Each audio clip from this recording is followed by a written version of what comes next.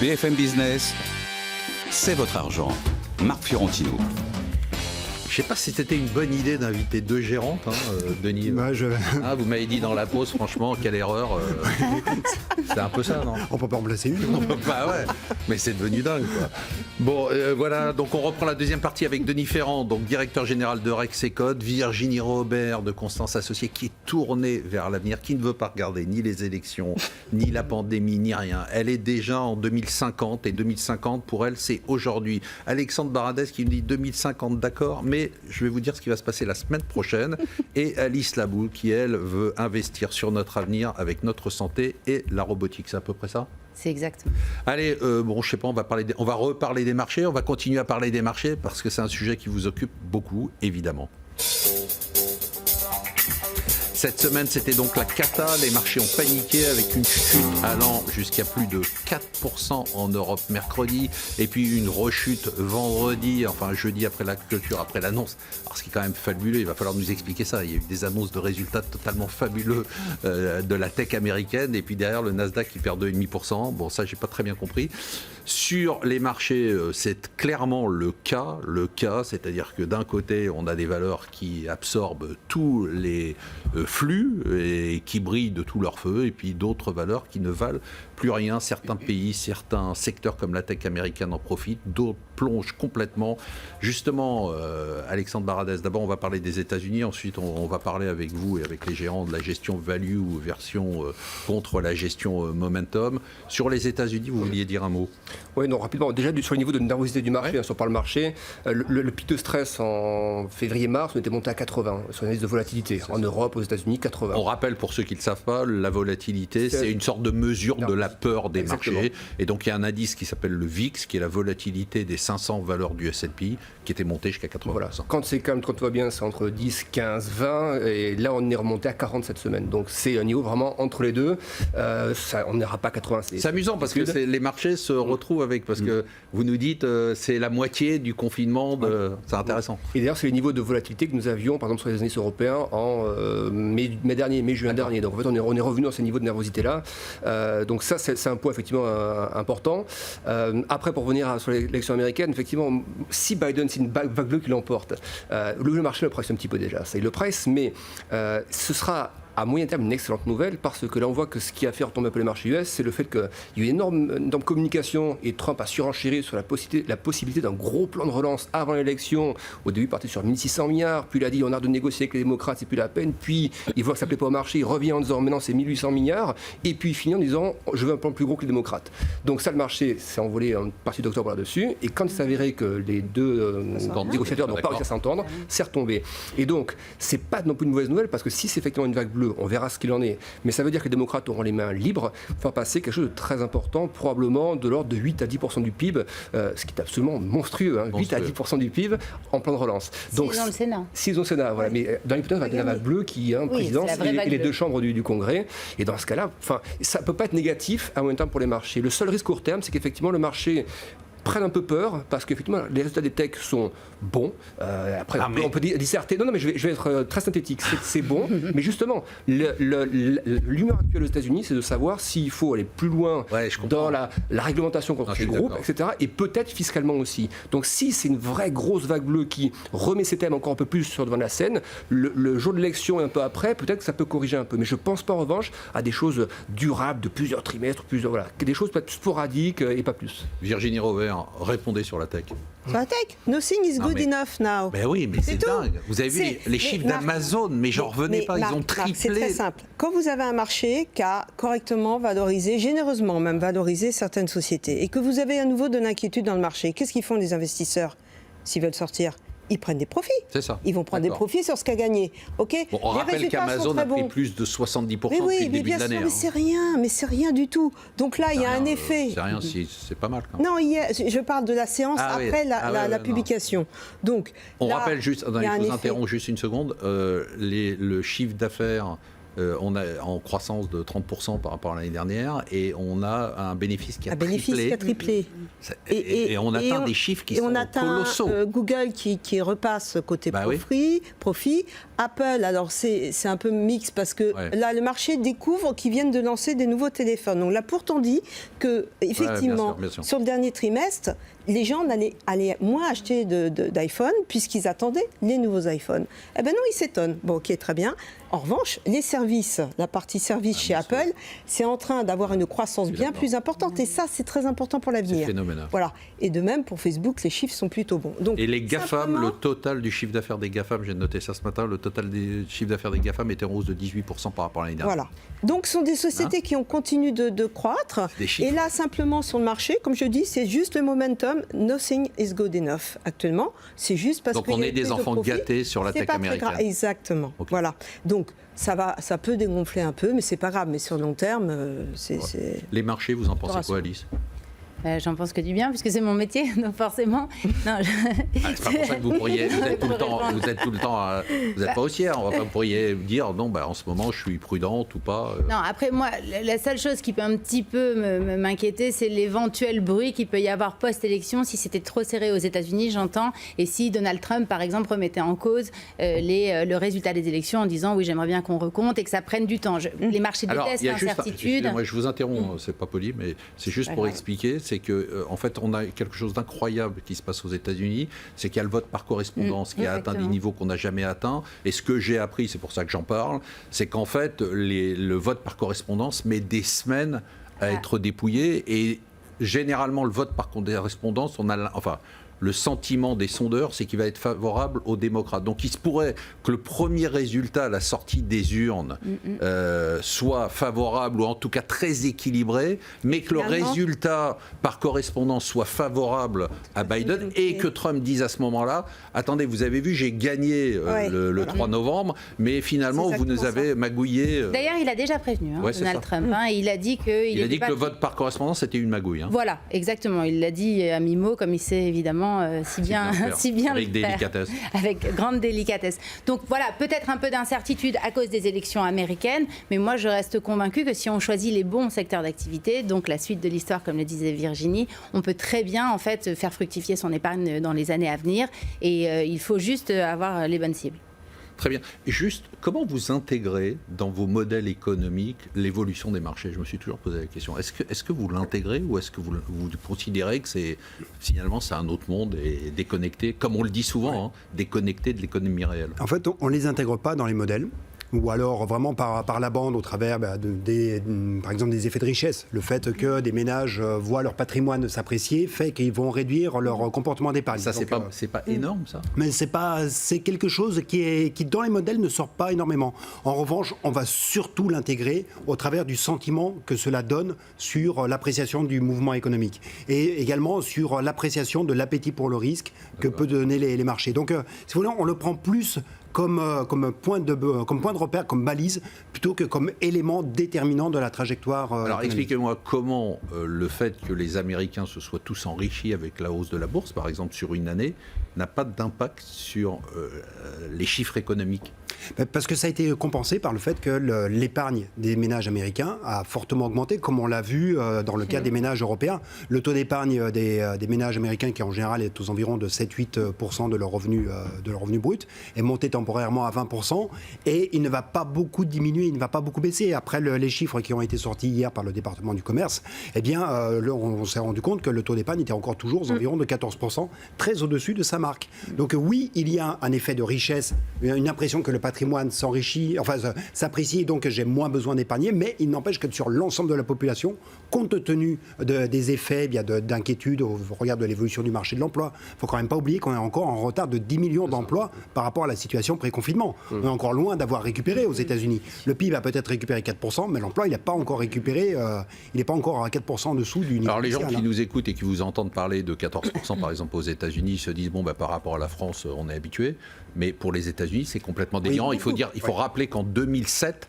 le taux d'épargne était négatif. Oui, tout à fait. On était à moins 1,7%, ça m'avait marqué, c'est-à-dire que les gens ils dépensaient plus qu'ils n'épargnaient. On va vous poser la question fatidique qu'on pose à tout le monde toutes les semaines. Que faire de son épargne ? Bah oui, si on veut être milliardaire, avec ce reconfinement, l'épargne va encore progresser, elle s'entasse. Alors évidemment, on le redit toujours, hein, surtout dans les classes aisées, il y a évidemment beaucoup de gens qui sont très en difficulté. Elle se rue cette épargne sur les livrets A. Virginie Robert, qu'est-ce qu'on doit faire? Qu'est-ce que je fais de mes 100 milliards? Ah non, mais Marc, moi, la réponse est toujours identique parce que moi, je ne gère que sur les marchés d'actions internationales. Donc, et mon processus, il est Non, mais votre normalement, vieille tante qui arrive, doit- vous n'allez pas lui dire mettez tout sur Apple. Ah non. Ah, mais en revanche... Ah. ben non, bien sûr que non. Donc qu'est-ce que je fais de mon épargne? Ah ben il faut être diversifié. C'est-à-dire que je vais faire que de l'action, mais diversifié. Donc, je vais avoir plein d'actions. D'accord. Voilà, Que de c'est ça. l'action. Oui, je vais faire que de l'action. Qu'est-ce que vous voulez faire des taux Non, mais aujourd'hui? je sais pas, moi vous savez, j'y connais. Le cash. Alors si, il faut garder du cash. C'est soit de l'action, soit du cash. D'accord. Soit de l'action, soit du cash. Absolument. Et dans les actions, Des actions, des actions, celles dont je vous parle. actions voilà. américaines. Il peut y avoir des actions. actions japonaises, asiatiques. Un jour peut-être une action européenne, juste pour nous. J'en ai. Je fais un peu de j'avoue. mendicité. Par charité. Par charité. Par J'en ai- charité. mais j'en ai une dans les petite, s'il vous plaît. portefeuilles, Je des ne demande même actions. pas une J'ai française, même des une actions européenne, une allemande. françaises. Une Non, allemande. j'ai plutôt des actions scandinaves, voire britanniques à un moment donné aussi, il va falloir s'y intéresser. Vous voyez, hein, c'est osé ça. Hein. Vous qui avez une vision un peu large et une vision marché, si je vous dis qu'est-ce qu'il faut faire de son épargne, vous dites quoi?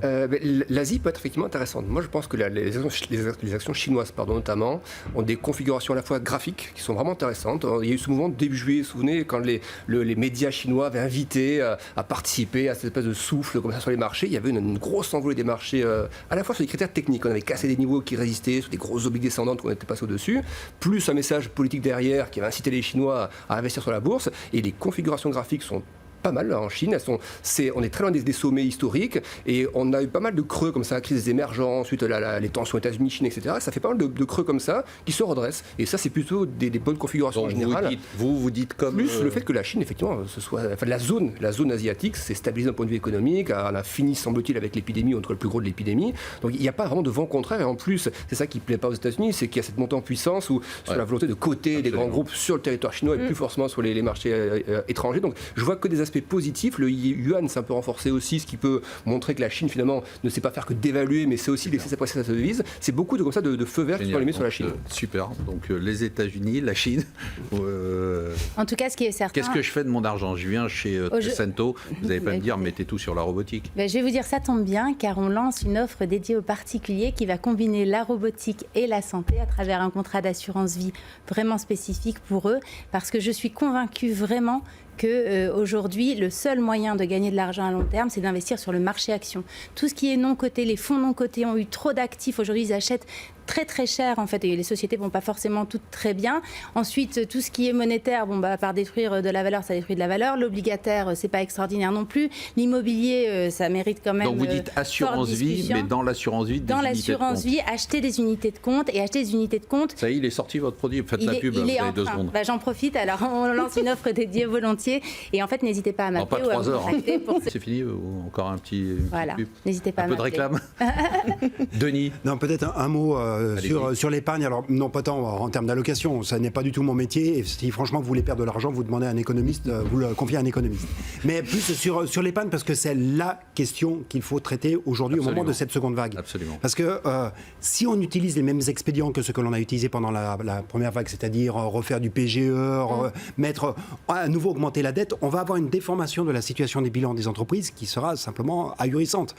Et en fait, on va se priver de la possibilité d'avoir un rebond. Parce que les entreprises seront trop endettées. Et aujourd'hui, la question, c'est vraiment comment est-ce que l'on arrive à canaliser cette épargne qui s'est accumulée pendant le confinement, qui continue de s'accumuler, même quand on a déconfiné, et qui maintenant va à nouveau connaître un jump. Et donc, comment est-ce qu'on la canalise vers les fonds propres? Pour ça, enfin, on a fait une proposition à Rexecode que l'on essaye de pousser, qui consiste à dire, mais est-ce qu'on ne pourrait pas imaginer des fonds garantis? Des fonds garantis, des fonds avec une garantie qui serait rémunérée pour l'État, mais où on garantit qu'il n'y ait pas de perte en capital pour un épargnant qui va se positionner sur Mais ça, c'est pas sur les des fonds euros propres. croissance C'est quoi la différence? c'est des- Je rappelle, les eurocroissants, c'était des fonds, des contrats d'assurance vie avec une vision à 8 ans.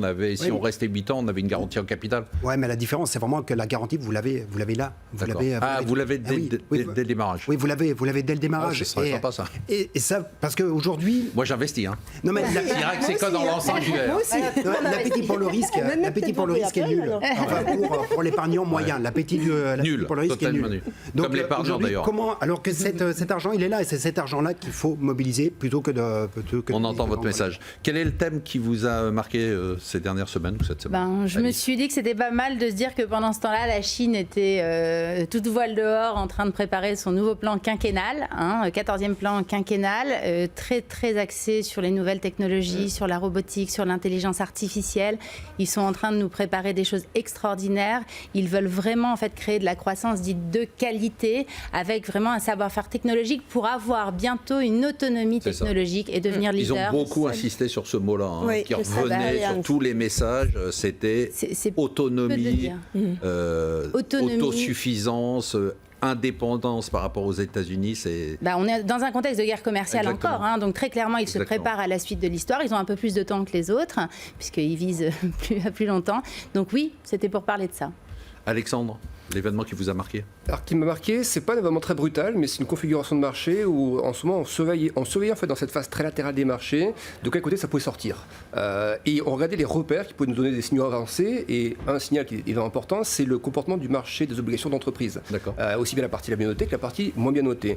Quand les investisseurs sont confiants, ils vont acheter des obligations moins bien notées, mais très bien rémunérées. On appelle ça les junk bonds. Le high yield, voilà, High tout ce qui yield. est au rendement. On dit Et là, on que a remarqué on est effectivement que le high yield s'est un petit peu baissé et que ça correspondait effectivement à ce moment qu'on est sur les actions de baisse. Donc, ça veut dire que ceux qui attendent un signal d'achat pour les actions, plutôt que d'essayer d'attraper un niveau au hasard, on va regarder ça. C'est très visuel. Hein. Vous prenez un gros ETF qui représente Et là, bien on en est où?